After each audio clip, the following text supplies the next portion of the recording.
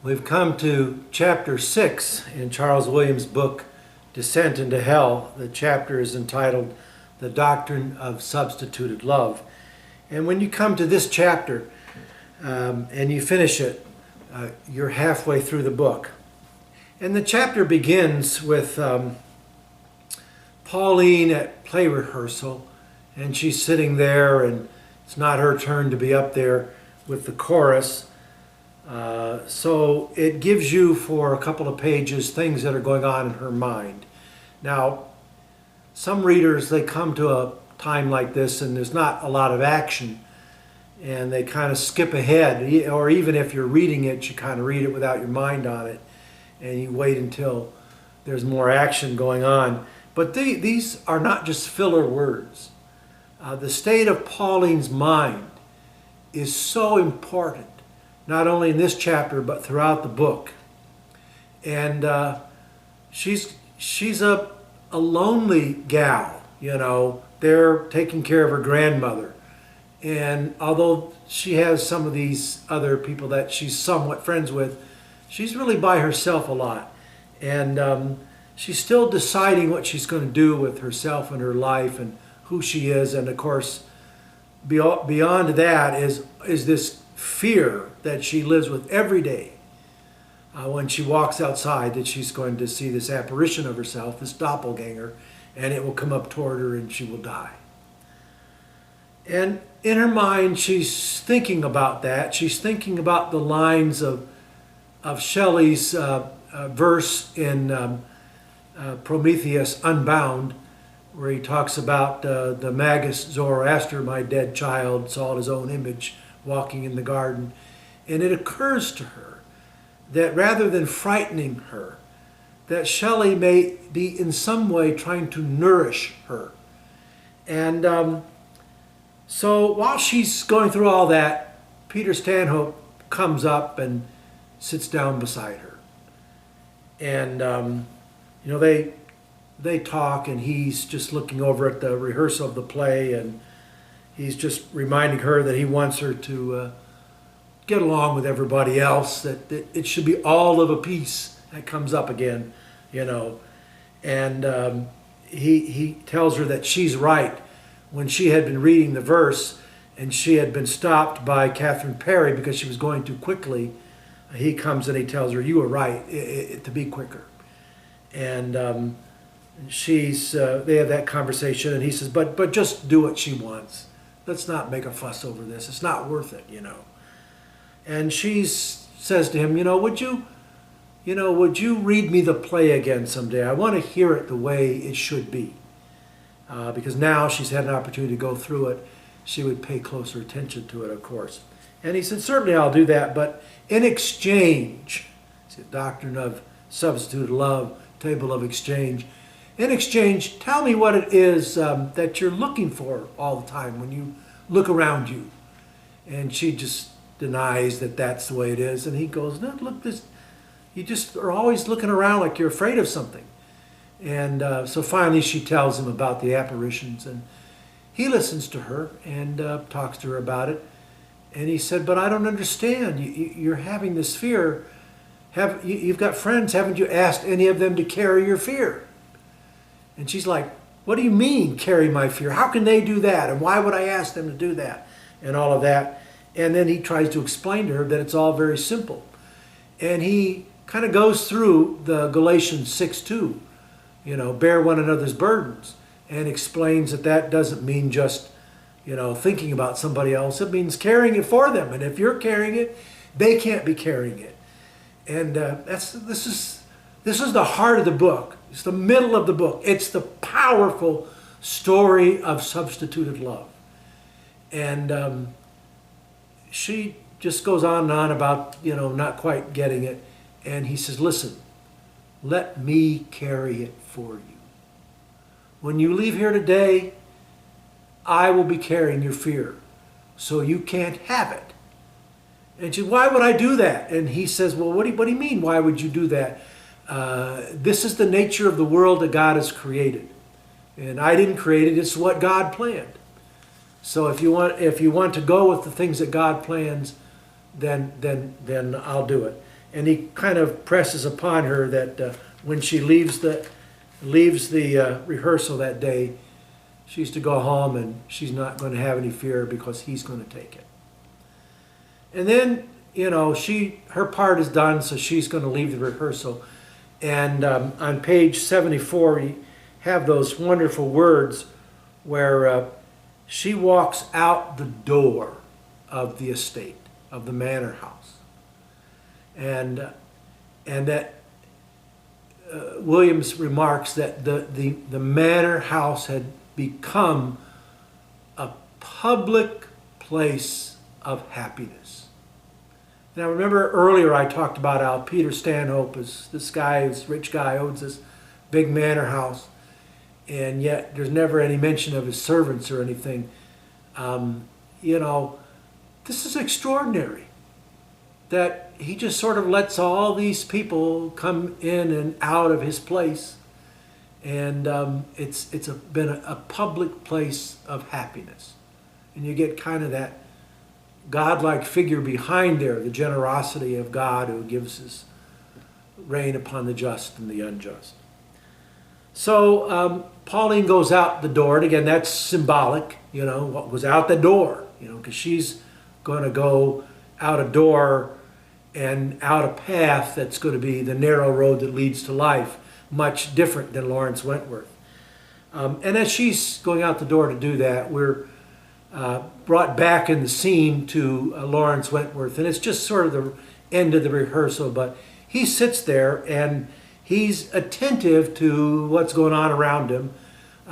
He can help in any way he can, but his mind is going to be preoccupied for a period of time thinking about Pauline, about her fear, about the apparition. He puts himself in her place. He tries to think of it from every angle he possibly can. And Williams talks about how he's able to do that and kind of embrace her fear, but he doesn't embrace her sin because he doesn't resent it. He doesn't have all of her selfishness about it and her personal connection to it. He imagines it and he embraces it and he just carries it in his mind. And Williams makes the point that even if he got up and the next year went by when he was doing something else, it wouldn't matter because the act was done. That he had come to the table of exchange and he had carried her fear. Meanwhile, Pauline is walking home, and the first thing she sees after she gets out of that manor house is another gal in the play coming in the door who stops her and says, "Listen, what about my costume here, my frock? Don't you think I ought to take it in, an eighth of an inch?" And so Pauline's mind is occupied with not only that, but wondering, given Mary Frobisher's figure, should she make it tighter, And she dwells on that for a while. And as she goes down the street, she sees some pink flowers out in somebody's yard. And she thinks that she ought to be having the gardener get those at her grandmother's house because they're nice, showy flowers or whatever. And as she's going out, she also sees the postman. And she has a conversation with him. And then she sees a kitten up in a windowsill or I think it might be just on a gate or a fence. And she reaches up and pets the kitten. And all of a sudden she's home and she realizes that she hasn't been afraid. Now, Stanhope and her had agreed that she would call him up at 9 o'clock that night and just tell her how it went. So at 9 o'clock she calls him up and he answers the phone in his own house in this manner, you see. And finds out it's her, and he says, "I'm complete at attention. You tell me what happened." And she tells him that it's true. She didn't worry. She wasn't afraid. And so they talk about that for a little while, and then he reminds her that if she sees the apparition and she's not afraid, that the encounter might not, rather than being a fearful thing and being a terrible thing, it might be a joyful thing. And that she should prepare herself for that meeting because he's taking the fear. Well, she's left to give a benediction as she says goodnight to him, because earlier he has said go in peace to her, and she's just full of such thanksgiving that she says to him, good night, go in peace. She realizes she's never said that to anybody. And her face is flushed. She's hot just thinking about what she's been brought to spiritually in this experience. And then she wanders outside, and she's out in the yard thinking about all of this, kind of going over it in her mind. And while she's doing that, all of a sudden there's a figure on the other side of the fence, and it's Lily Samil. And she comes out, and Lily Samil talks over the fence and said she wanted to talk to her. And so she comes out to the gate, and Pauline does, and she kind of opens it and leans out. And she hasn't exactly invited Lily Samil inside, but they are talking, and the gate is open. And Lily Samil begins to tell her, I can take care of your problems. You see, Peter Stanhope had already done that in terms of her fear. And now Lily Samil is saying that she can do the same kind of thing, give her good dreams and a good life and all the rest. And Pauline goes through that moment of doubt, like, did I sell myself too cheaply to Peter Stanhope and his idea of God when this woman is offering me the same thing? And Lily Samil goes on and on and on about it. And then, let me just read it. It's on page 81. She's talking to Pauline and telling her, I can give you this great life, and you can have all of this and that. Give me your hand, then come and dream till you discover soon happiness, the ripeness of your dreams. She paused and added, you'll never have to do anything for others anymore. And then, you see Pauline is going to make a different connection to these deceiving words of the devil than Lawrence Wentworth, when that vision said to him, it's you never think about yourself enough. He bought into it. But when this woman says this, it's so false in light of her decision that she would carry someone else's burden and that she would accept Peter Stanhope carrying hers. And so Williams goes on, it was the last touch, and false because of the habit of her past and because of Stanhope's promise. The fountain of beauty had sprung upward in a last thrust. It broke against the arched roof of his world, and the shock stung her into coldness. And then he repeats some lines of Shakespeare. In Pauline's mind, she's going, an oath I have in heaven. I've made this oath. And she just sees so clearly the falseness of Lily Samil and the devil, the father of lies, and the beauty and the joy of the gospel that Peter Stanhope had been offering her. And at the end of page 81 there, she flings the gate shut and she stands at attention. And it's a spiritual moment of salvation. And she says good night and goes in. And I think you have, there's going to be many more quite powerful moments in this book. But you have the beginning now of this powerful moment that's happening in the life of Pauline. You can read a similar kind of thing in an ancient book of John Bunyan's, written in the 1600s, right around the time that we have our King James Bible written. Bunyan, a Baptist pastor, placed in jail in Bedford in England, and he writes this story of a Christian who leaves his family, and he's accompanied by these other people, and he goes through these things, and he goes to the cross of Calvary, and he ends up and he eventually crosses the river of life. And it's an allegory about the Christian life. And there's some very beautiful things in Bunyan's story. But I think what Williams has done here, there's so much more power in it, so much more life in it, so much more blood in the story. And if you if you're willing to kind of walk with him through this, it's really life-changing to see it through these characters in this story. So enjoy it. We've come halfway. I'm going to try to send this out to everybody and then go about making the lessons for the final 6 chapters. So enjoy.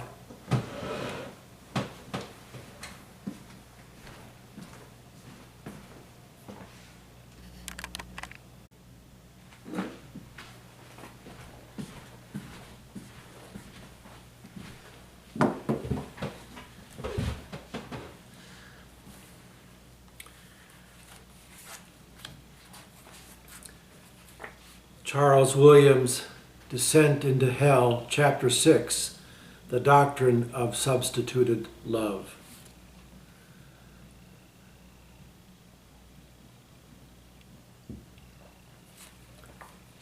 Pauline sat back in her chair. Her arms lay along its arms. A rehearsal was taking place in the ground of the manor house, and she had ended her part in the first act. She was free to watch the other performers and to consider the play once more. But now they had all got more or less accustomed to speaking the verse aloud, which our uneducated mouths and ears find so difficult, being less instructed than the more universal Elizabethan must have been. Pauline remembered again with a queer sense of inferiority that no Elizabethan audience, gods or groundlings, can have felt any shock or surprise or awkwardness at a play opening with a high rhodomontade of sound. No modern audience would put up with going to the first night of a new play to hear the curtains sweep up on such an absurd and superb invocative as "Hung be the heavens with black, yield day to night, comets importing change," and so on. On the other hand, they accepted plays beginning with the most ordinary prose. Even rhodomontade demands a peculiar capacity, and to lose its bravery perhaps hampered some other bravery of the spirit. To lose even one felicity is to be robbed of more than we have a right to spare. Certainly Stanhope had spared them an overwhelming magniloquence. His verse was subdued almost to the conversation, though as she listened and read and studied and spoke it, she became aware of the rhythm of these conversations. It was a great deal more speedy and vital than she could ever remember having taken part in. All Mrs. Perry's efforts to introduce a stateliness of manner into the Grand Ducal Court and a humorous but slow, oh so slow realism into the village, and an enigmatic, meandering meditativeness into the chorus could not sufficiently delay the celerity of the line. Once or twice, Stanhope had been consulted and had hinted that he would rather have the meaning lost than too firmly explained, and that speed was an element, but after a great deal of enthusiastic agreement, they had all gone on as before. She herself had been pleasantly ticked off by Mrs. Perry that very afternoon for hurrying, and as Stanhope hadn't interfered, she had done her best to be adequately slow. It was such some recompense to sit now and listen to Adela and Mrs. Perry arguing with, or at least explaining to each other. Adela, true to her principles of massing and blocking, arranged whole groups of words in chunks, irrespective of line and meaning, but according to her own views of the emotional quality to be stressed. She had unexpectedly broken one line with a terrific symbolic pause. "I am," she said to the woodcutter, and pausing as if she had invoked the name itself and waited for the day of judgment to appear, added in one breath, only the perception in a flash of love. Pauline encouraged in herself a twinge of wonder whether there was anything Adela Hunt were less only. Then she felt ashamed of having tried to modify the line into her own judgment, especially into a quite unnecessary kind of judgment. She knew little enough of Adela, and the result was that she lost the sound of the woodcutter's answer. Peremptory phenomenon of love. She thought a little gloomily, malice would create a fair number a peremptory phenomenon for itself, not perhaps of love, but easily enjoyable, like Myrtle Fox's trees. Malice was much cozier than love. She was rather glad they were not doing the last act today. The act in which Periel, male or female, no matter, spirit but not spiritual, she began and led the chorus, and every one came in on the most inadequate excuses. The princess and her lover, and the Grand Duke, and the farmers, and the banditti, and the bear, and through the woods went a high medley of wandering beauty and rejoicing love and courtly intelligence and rural laughter and bloody clamor and growing animalism and mounting complexities of verse and over all gathering, opposing, tossing over it the nodding cry of the all-surrounding and overarching trees.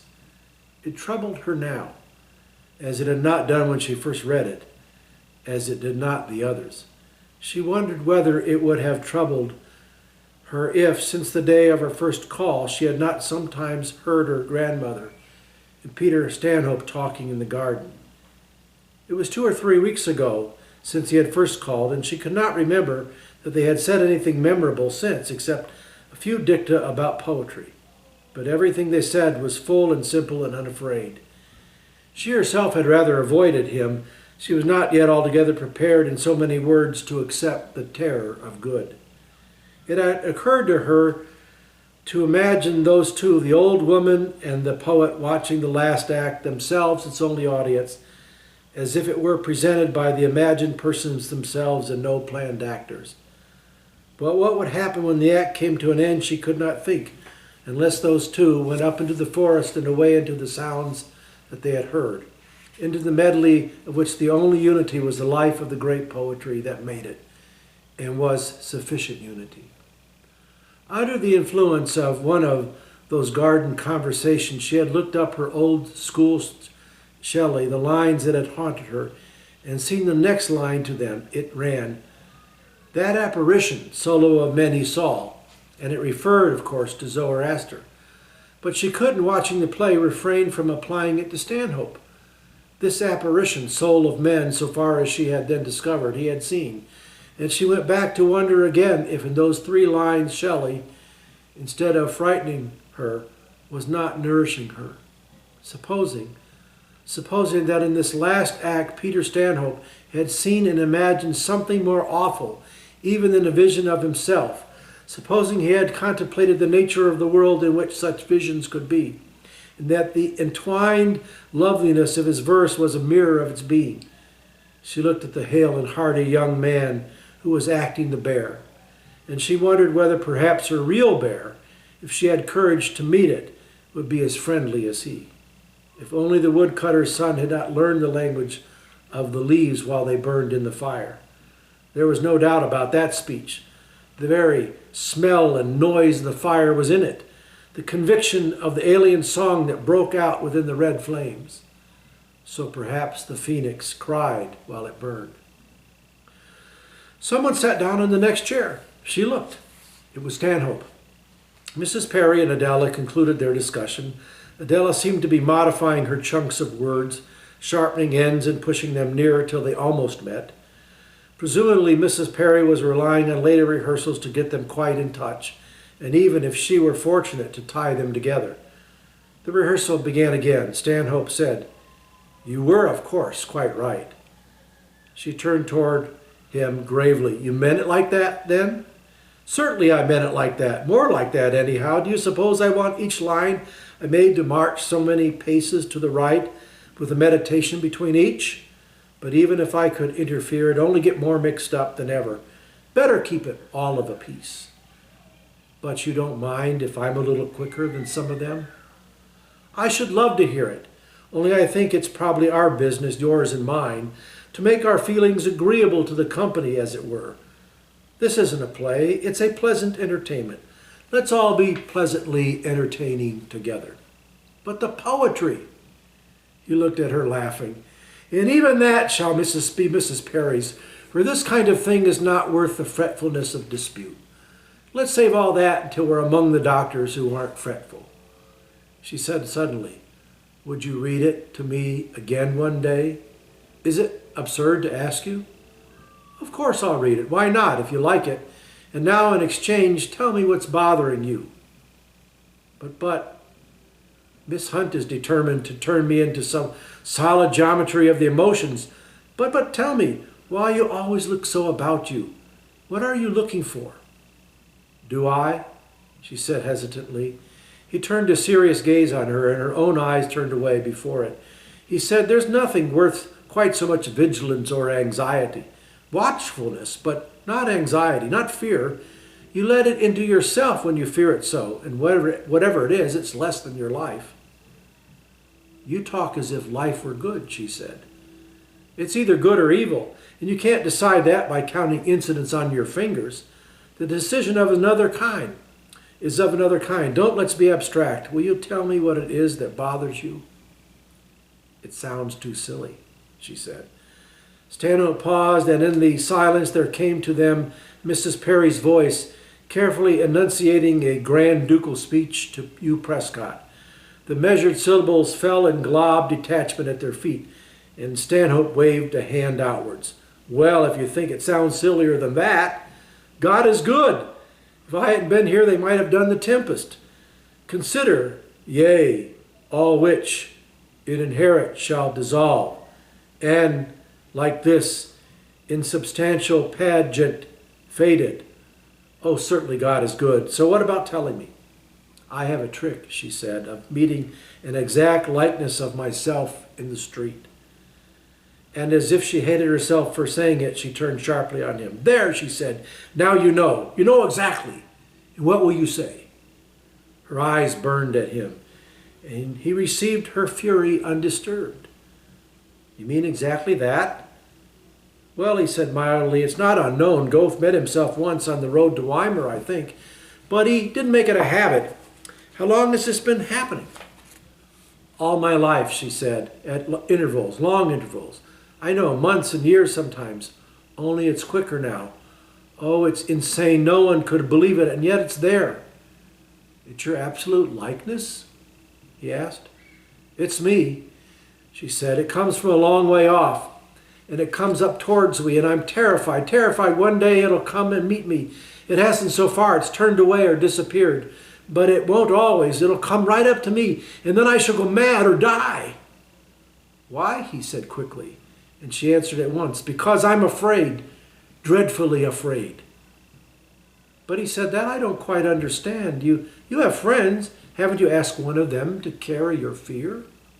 Carry my fear, she said, sitting rigid in her chair so that her arms, which had lain so lightly, pressed now into the basket work, and her long, firm hands gripped it as if they strangled her own heart. How can anyone else carry my fear? Can anyone else see it and have to meet it? Still in that public place, leaning back easily as if they talked of casual things, he said, oh, you're mixing two things up. Think a moment and you'll see. The meeting, that's one thing, and we can leave it till you're rid of the other. It's the fear we're talking about. Has no one ever relieved you of that? Haven't you ever asked them to? She said, you haven't understood, of course. I was a fool. Let's forget it. Isn't Mrs. Perry efficient? Extremely, he answered. And God redeem her, but nicely. Will you tell me whether you have any notion what I'm talking about? And if not, will you let me try to do it for you? She attended reluctantly, as if to attend were an unhappy duty she owed him, as she had owed others and to others and tried to fulfill them. She said politely, do it for me? It can be done, you know. It's surprisingly simple. And if there's no one else you can ask, why not use me? I'm here at your disposal, and we can so easily settle it that way. Then you needn't fear it, at least, and then again for the meeting, that may be a different business if you weren't distressed. But how can I not be afraid? It's hellish nonsense to talk like that. I suppose that's rude, but it's no more nonsense than your own story, he said. That isn't very well. This isn't. Well, we all know that what fear and trouble are. Very well. When you leave here, you'll think of yourself, that I've taken this particular trouble over instead of you. You do as much for me if I needed it, or for anyone. And I will give myself to it. I'll think of what comes to you and imagine it and know it and be afraid of it. And then you see, you won't. She looked at him as if she were beginning to understand that at any rate he thought he was talking about a reality, and as she did so, something of her feeling for him returned. It was, after all, Peter Stanhope who was talking to her like this. Peter Stanhope was a great poet. Were great poets liars? No, but they might be mistaken. Yes, so might she. She said very doubtfully, "But I don't understand. It isn't you haven't seen it. How can you?" He indicated the rehearsal before them. "Come," he said. "If you're like that, will you tell me that I must see in order to know? That's not pride, and if it were, it wouldn't matter. Listen, when you go from here, when you're alone, when you think you'll be afraid, let me put myself in your place and be afraid instead of you." He sat up and leaned towards her. "It's so easy," he went on. "Easy for both of us. It needs only the act. For what can be simpler than for you to think to yourself that since I am there to be troubled instead of you, therefore you needn't be troubled? And what can be easier than for me to carry a little while a burden that isn't mine?" She said, still perplexed at a strange language, "But how can I cease to be troubled? Will it leave off coming because I pretend it wants you? Is it your resemblance that hurries up the street?" "It is not," he said, "and you shall not pretend at all. The thing itself you may one day meet. Never mind that now. But you'll be free from all distress because you can pass it on to me. Haven't you heard it said that we ought to bear one another's burdens?" "But that means—" she began and stopped. "I know," Stanhope said. "It means listening sympathetically and thinking unselfishly and being anxious about and so on. Well, I don't say a word against all that. No doubt it helps. But I think when Christ or St. Paul or whoever said bear, or whatever he aromatically said instead of bear, he meant something much more like carrying a parcel instead of someone else. To bear a burden is precisely to carry it instead of. If you're still carrying yours, I'm not carrying it for you, however sympathetic I may be. And anyhow, there's no need to introduce Christ unless you wish. It's a fact of experience. If you give away to me, you can't be carrying it yourself. All I'm asking is for you to notice that blazing truth. It doesn't sound very difficult." "And if I could," she said, "if I could, whatever it is you mean, would I push my burden on to anyone else?" "Not if you insist on making a universe for yourself," he answered. "If you want to disobey and refuse the laws that are common to us all, if you want to live in pride and division and anger, you can. But if you will be part of the best of us, and live and laugh and be ashamed with us, then you must be content to be helped. You must give your burden to someone else, and you must carry someone else's burden. I haven't made the universe. It isn't my fault. But I'm sure that this is a law of the universe. And not to give up your parcel is as much to rebel as not to carry someone else's. You'll find it quite easy if you let yourself do it." "What of my self-respect?" she said. He laughed at her with a tender mercy. "Oh, if we are of that kind. If you want to respect yourself, if to respect yourself you must go clean against the nature of things, if you must refuse the omnipotence in order to respect yourself, though why you should want so extremely to respect yourself is more than I can guess, why go on and respect. Must I apologize for suggesting anything else?" He mocked her and was silent. For a while she stared back, still irresolute. He held her. Presently he held her at command. A long silence had gone by before he spoke again. "When you are alone," he said, "remember that I am afraid instead of you, and that I have taken over every kind of worry. Think merely that. Say to yourself, he is being worried, and go on. Remember, it is mine. If you do not see it, well, if you do, you will not be afraid. And since you are not afraid," she stood up, "I can't imagine not being afraid." "But you will not be," he answered, also rising, certainly in his voice, "because you will leave all that to me. Will you please me by remembering that absolutely?" "I am to remember," she said, and almost broke into a little trembling laugh, "that you are being worried and terrified instead of me. That I have taken it all over," he said, "so there's nothing left for you." "And if I see it after all?" she asked. But not after all, he said. The fact remains, but see how different a fact it can be? And of course it can't by you, it's not dreaded, and it can't be by you. Go now if you choose, and keep it in your mind. Shall I see you tomorrow, or ring me up tonight? Say about 9. Tell me you are being obedient to the whole fixed nature of things. I'll ring up, she said, but it sounds so silly. It is silly sooth, he answered, and dallies with the innocence of love. Real sooth, real innocence, real love. Go with God. They shook hands as, slowly looking back once just before she reached the lane, she went out of his sight. Stanhope, turning his eyes from her parting figure, looked at the rehearsal and then settled himself more comfortably in his chair. A certain superficial attention, alert and effective in its degree, lay at the disposal of anyone who might need it, exactly as his body was prepared to draw in its long, outstretched legs if anyone wanted to pass. Meanwhile, he disposed the rest of his attention according to his promise. He recollected Pauline. He visualized her going along a road, any road. He visualized another Pauline coming to meet her, and as he did so, his mind contemplated not the first, but the second Pauline. He took trouble to apprehend the vision. He summoned through all his sensations an approaching fear.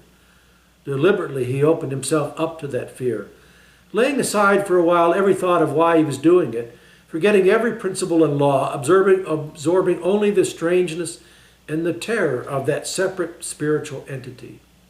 His more active mind reflected it in an imagination of himself going into his house and seeing himself. But he dismissed that, for he desired to subdue himself not to his own natural sensations, but to hers first, and then to let hers, if so it should happen, be drawn back into his own. But it was necessary first intensely to receive all her spirit's conflict. He sat on, imagining to himself the long walk with its sinister possibility, the ogreish world lying around, the air with its treachery to all sane appearance. His own eyes began to seek and strain and shrink.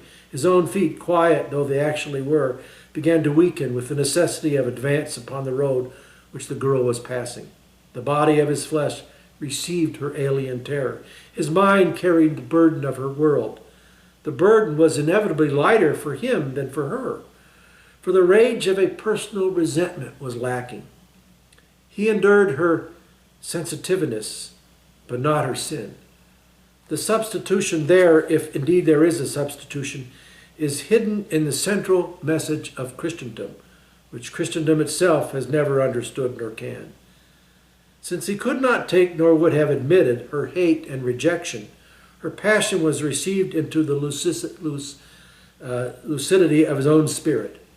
The experience itself, sharply as his body took it, was less sharp for him, not that he willed it so, but because his senses received their communication from within and not from without.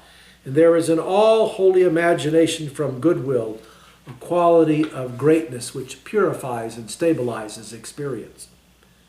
His goodwill went to its utmost, and utmost goodwill can go very far. He went to all but actual vision, and it excluded his intellectual judgment of that vision.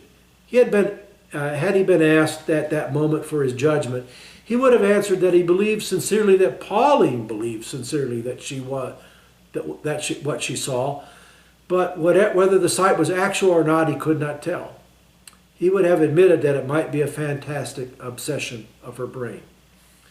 That made no difference to his action. If a man seems to himself to endure the horrors of shipwreck, though he walks on dry land and breathes clean air, the business of his friend is more likely to be accept those horrors as he feels them, carrying the burdens, than to explain that the burden cannot as a matter of fact exist. Given all reasonable talk as well, wherever there is intelligence enough for exchange and substitution to exist, there is place enough for action. Only when the desire of an obsession has carried its subject beyond the interchanges of love can the power of substituted love itself cease. It would have been small use for any adept, however much greater than Peter Stanhope, to have offered his service to Wentworth, where he sat in his own room with the secret creature of substantial illusion at his feet caressing his hand. For from that haunting, even while it was but an unmaterialized anguish within his blood, Wentworth had had no desire, more than the desire of maddening pride, to be exquisitely free. So devoted to the action of his spirit, Stanhope sat on among the sounds of laughter and gaiety and half-serious wrangles that rose around him. It was not a long while that he was left to sit alone. Perhaps Pauline had not more than partly advanced on her return when someone came across to interrupt and consult him. He gave a full attention, for that other concern was not measured by time, but by will. To give freedom to both, he would return to his task when opportunity next offered. Afterwards, when they had all gone away and he was alone. But that was rather for the sake of his own integrity of spirit than that more was needed. The act of substitution was fully made, and if it had been necessarily delayed for years, could that have been, but not by his fault, still its result would have preceded it. In the place of the omnipotence, there is neither after nor before, there is only act. Pauline went out through the open door of the house, for the manor was now almost a public building of happiness. Began to make her way toward her home. Just as she left, one of the other girls, who was only then arriving for her part, had delayed her with a question, a minute matter about a borrowed pattern for a dress, impossible alterations. Pauline also had given her attention, and now walking down the road went on thinking of it and whether Mary Frobisher would really be well advised to move the left seam an eighth of an inch back, considering Mary Frobisher's figure. It was another thing for her, and the hang of the frock had been as satisfactory as could be hoped. But Mary, she stopped to smell the pinks in a garden she was passing. Pinks were not very showy flowers, but they had a fragrance. It was perhaps a pity that it's so few in their own garden. She had once or twice thought of asking grandmother to order the gardener to get some more, since the gardener certainly wouldn't otherwise do it. But Mrs. Anstruther was always so content with immediate existence that it seemed a shame to bother her about proximate existence. Pauline wondered if she, when she was 97, could be as little disturbed by the proximate existence of death as her grandmother seemed to be. Or would she be sorry to be compelled to abandon the pleasant wonder of this world, which, when all allowances were made, was a lovely place? She nearly came to a full stop. Then, with slackened step, she went on, blinking at the sunlight. She realized she had been walking along quite gaily. It was very curious. She looked down the road. Nothing was in sight except a postman. She wondered whether anything would come into sight, but why was she so careless about it? Her mind leapt back to Stanhope's promise, and she knew that, whatever the explanation might be, she had been less bothered for the past 10 minutes than ever before in any solitude of 20 years. But supposing the thing came? Well, then it came. But till it came, why suppose it? If Peter Stanhope was taking trouble as he was because he said he would, there was no conceivable reason for her to get into trouble. She had promised to leave it to him. Very well, she would. Let him, with all high blessing and gratitude, get on with it. She had promised. She had only to keep her promise. So she put it to herself, but within herself she knew that, except just to ratify her promise, even that act of her mind was superfluous. It was an act purely of extra delight, an occasion of obedience. She wouldn't worry, no, because she couldn't worry. That was the mere truth. She couldn't worry. She was then and there, whatever happened later, entirely free. She was then and there incapable of distress. The world was beautiful around her, and she walked in it, enjoying it. He had been quite right. He had simply picked up her parcel. God knew how he had done it, but he had. A thing had everywhere and all at once happened. A violent convulsion of the laws of the universe took place in her mind. If this was one of the laws, the universe might be better or worse, but it was certainly quite different than anything she had ever supposed it to be. It was a place whose very fundamentals she had suddenly discovered to be changing. She hadn't any clear idea of what Stanhope was doing, and that didn't matter, except that she ought as soon as possible to find out and try to understand. That was merely her duty, and might, the thought crossed her mind and was gone, be her very great happiness. Meanwhile, she would go on walking, and if she came to herself, well, she came to herself. No doubt Peter Stanhope would be doing something about it.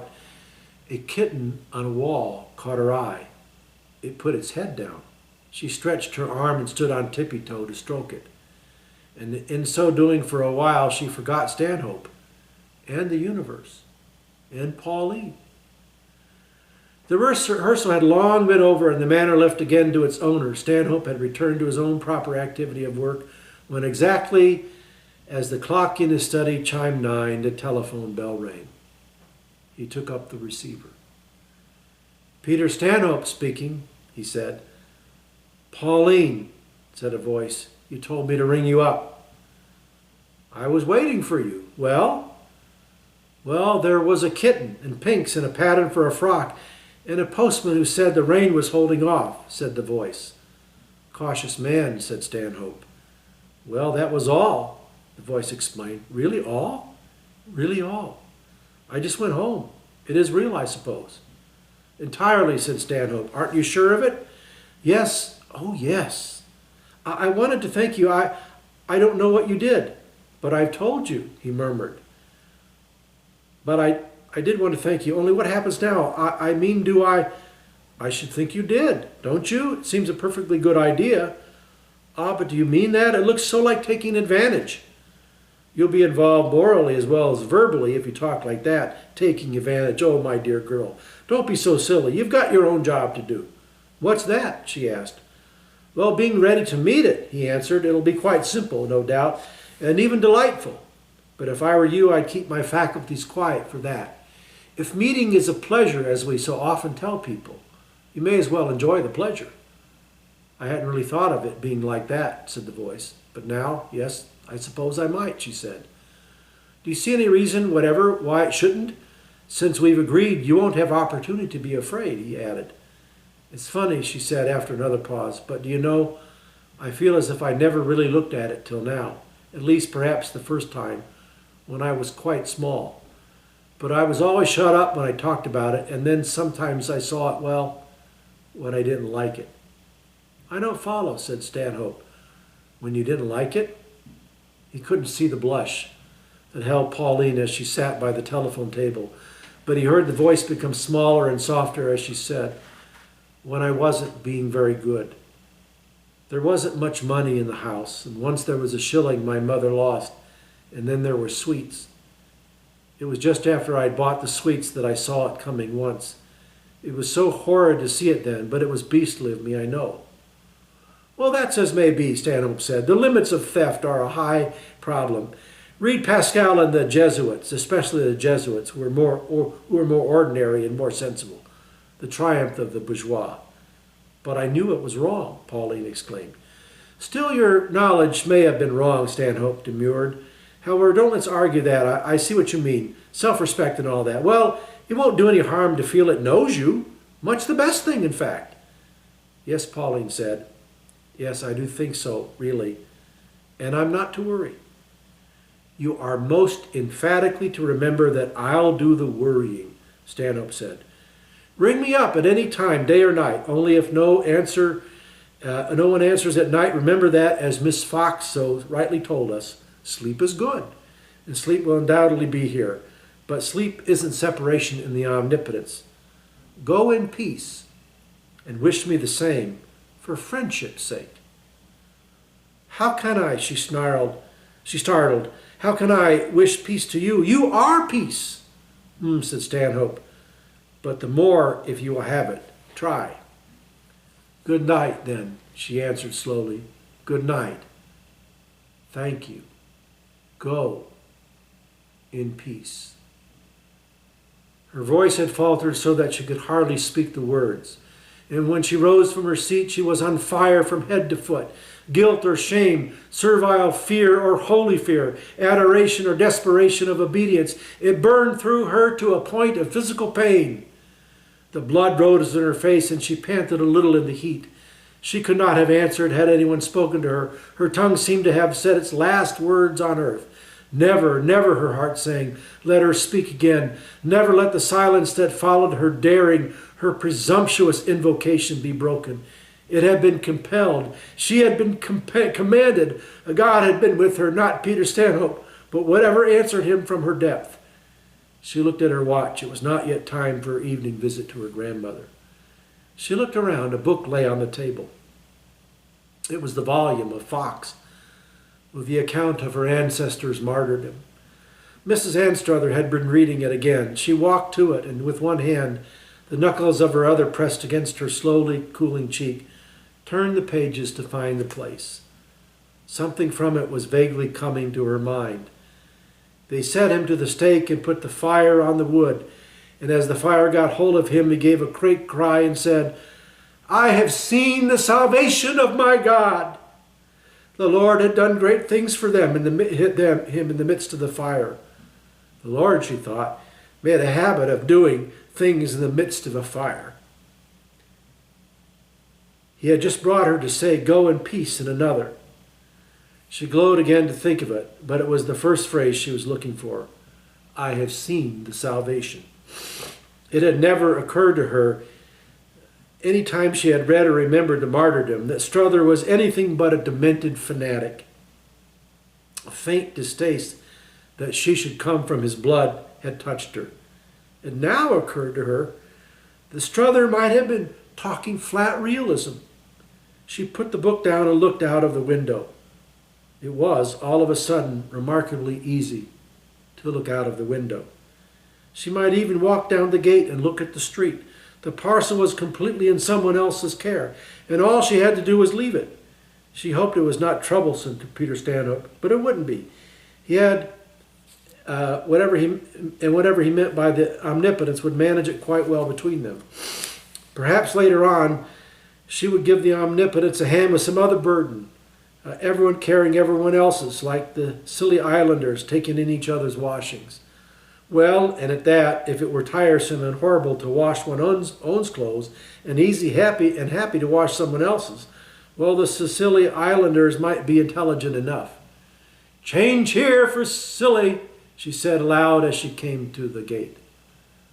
My dear, said a voice beside her. Pauline jumped. It was a fairly high wall, and she had been preoccupied. Still, she ought to have seen the woman who was standing outside, alone against the wall on her left. For a moment something jarred, but she recovered. She said, Oh, good evening, Mrs. Samil. I didn't see you. The other peered at her. How's your grandmother? Rather weak, I'm afraid. It's kind of you to ask. And how are you? Lily Samil went on. I've been, but Pauline unintentionally cut through the sentence. Very well indeed, she murmured, with a deep breath of pleasure. Isn't it a lovely night? The other woman strained a little forward, as if, even in the June evening, she could not see very clearly. She said, I haven't seen you about lately. You haven't wanted to see me. I thought perhaps you might. Pauline looked back, smiling. How, in this quietness of spirit, could she have thought she wanted anything changed? But the old lady had wanted to help, and though now she did not need the help, the goodwill remained. She said, leaning over the gate, Oh, I'm much better now. That's good, the other woman said, but take care of yourself. Think of yourself. Be careful of yourself. I can make you perfectly safe and perfectly happy at the same time. You really haven't any idea of how happy you could be. Her voice was infinitely softer than Pauline could remember it. In the full light of day, the other woman had seemed to her slightly hard, her voice a light third hammer to her feet. She pattered everywhere, upstairs, downstairs, in my lady's chamber, in any chamber. But now her figure was dim and her feet still, and her voice soft as the dust of the evening wind blowing down the street, dust of the dead, dust of the Struther who had died in the flames. Had he been happy? Happy? Happy? Polly was not sure whether she or her companion had spoken the word again, but it hung in the air, floating through it above, and the dust was stirred below, and a little dizziness took her and passed, and lazily she swung the gate. She said as if to draw down the floating mist, "Happy? I happy?" The other murmured, "Happy, rich, insatiate, yet satisfied. How delicious everything would be. I could tell you tales that would shut everything but yourself out. Wouldn't you like to be happy? If there's anything that worries you, I can shut it away from you. Think about what you might be missing." Pauline said, "I don't understand." The other went on, "My dear, it's so simple. If you will come with me, I can fill you. Fill your body with any sense you choose. I can make you feel whatever you choose to be. I can give you certainty of joy for every moment of life. Secretly, secretly, no other soul, no other living soul." Pauline tingled as she listened, shut up within herself, shut up till that very day with fear and duty for only companions, with silence and forbearance as only possibilities. She felt the vague thrill of promised delight. Against it, her release that day began clearly to seem provincial and weak. She had found calm, certainly, only 10 minutes earlier. That calm had seemed to her more than she could ever have hoped. She loved it still. She owed to it this interval of indulgent communion with something other than calm. The communion threatened the calm with a more entrancing sensation of bliss. She felt almost that she had too rashly abandoned her tribulation for a substitute that was but a cold gift, when warm splendor had been waiting to enrapture her. In the very strength of her newfound security, she leaned from it, as from the house itself, as within a tower of peace, with deliberate purpose, she swung the gate more wide. Inconceivably, she all but regretted the fear that would have been an excuse, even a just reason, for accepting a promise of more excitement of satisfaction than peace and freedom could give or could excuse. Peace had given her new judgment, and judgment began to lament her peace. If she opened the gate, if the far vision of her returning vision gave her speed and strength to leap from it to this more thrilling refuge, and while her heart beat more quickly and her mind labored at once to know and not to know its desires, a voice slid into her ear, teasing her, speeding her blood, provoking her purpose. It spoke of sights and sounds, touches and thrills, of entire oblivion of harm. Nothing was to be that she did not will, and everything that she willed to the utmost fullness of her heart should be. She would be enough for herself. She could dream forever, and her dream should be ever be made real. "Come soon," it said. "Come now. I'll wait for you here. In a few minutes you'll be free, and then you'll come. You'll come back soon. Give me your hand, and I'll give you a foretaste now." A hand came into hers. A pulse against her wrist beat with significance of breathless abandonment to delirious joy. She delayed in a tremulous and pleasurable longing. "But how?" she murmured. "How could all this happen? How do I know what I want? I've never thought. I don't know anyone, and to be alone." "Give me your hand," the other said. "Then come and dream. Till you discover so soon the ripeness of your dream." She paused and added, "You'll never have to do anything for others anymore." It was the last touch, and false. False because of the habit of her past and because of Stanhope's promise. The fountain of beauty had sprung upward in a last thrust. It broke against the arched roof of his world, and the shock stung her into coldness. Never have to do anything. And she had been promising herself that she would carry someone's parcel as hers had been carried, and that she would be what he said she could. Like it or not, it had been an oath. Rash or wise it stood. "An oath! An oath! I have an oath in heaven." She had been reading more verse of late, since she had to speak Stanhope's, and the holy words engulfed her in the sound which was so much more than she. "An oath! An oath! Shall I lay perjury upon my soul?" The wind, rising as if to a storm, screamed perjury through the sky that held the gate, the hill, and all else. False! False! She perjured in that last false gleam. She was come. False, fleeting, perjured Clarence, seize on him, Furies. The word Antian sprang hundred-voiced around her and held her by every gripping voice. Perjury on her soul and in her blood, if she now slipped to buy sweets with money that was not hers. never till it was hers in all love and princely good, by gift and gift and gift, beyond excelling gift, in no secrecy of greed, but all glory of public exchange, law of the universe, and herself a child of the universe. Never till he, not Pascal, nor the Jesuits, nor the old chattering, pattering woman, but he, not moonlight or mist or clouding dust, but he, not any power on earth or heaven, but he, or the peace she had been made bold to bid him, till they bade her take with all her heart, with what nothing could then forbid. An oath, an oath! An oath in heaven, and heaven known in the bright oath itself, where two loves struck together and the serene light of substitution shone, beyond her understanding, but not beyond her deed. She flung the gate shut and snatched her hands away, and as it clanged, she was standing upright, her body a guard flung out in the frontier of her soul. The other woman was at the gate, or garden, or world, or soul, leaning to it but not over it, speaking hurriedly, wildly, and the voices rising on the wind and torn and flung in the wind. Everything, anything, anything, everything, kindness to me, help to me, nothing to do for others, nothing to do with others, everything, everything. The door behind her was open. The maid's voice said doubtfully, "Miss Pauline?" Pauline, Bridget Eyre Post, said, turning her head a little, "You wanted me?" Phoebe murmured, "Your grandmother's asking for you, Miss Pauline, if you would come." Pauline said, "I'm coming." She looked over the gate. She added in a voice hard with an unreasoning hostility, "Good night." And she ran in.